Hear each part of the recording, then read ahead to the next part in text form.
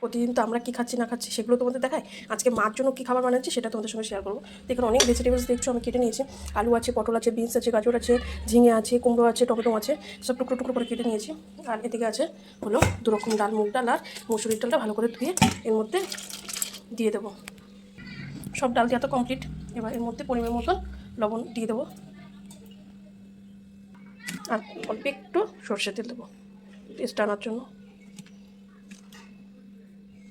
এটাকে ভালো করে একটু নাড়াচাড়া করে মাখিয়ে এটা পরিমাণ মতন জল দিয়ে সিটি দেওয়ার জন্য ওয়েট করব। এবার পরিমাণ মতন জল দিয়ে দিচ্ছে, ঘন পাতলা সেটা নিজেদের উপর ডিপেন্ড করছে, তোমরা যতটা ঘন পাবে হয়তো অল্প পরিমাণে জল দেবে।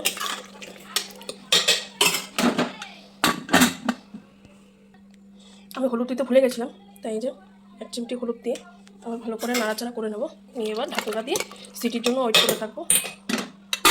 এদিকে তো সিটি পড়ার জন্য বসিয়ে দিয়েছি প্রেসার কুকার, এদিকে তো শাক কেটে নিয়েছি। এটা 2টো সিটি পড়ার পরে শাকটা দেবো।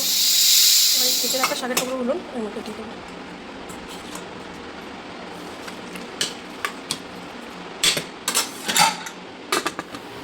তো ডালটা রান্না করার পরে এরকম দেখতে হয়েছে। কেমন লাগছে? ভিডিওটি ভালো লাগলে লাইক কমেন্ট করবে। দেখা হচ্ছে নেক্সট ভিডিওতে। Bye bye.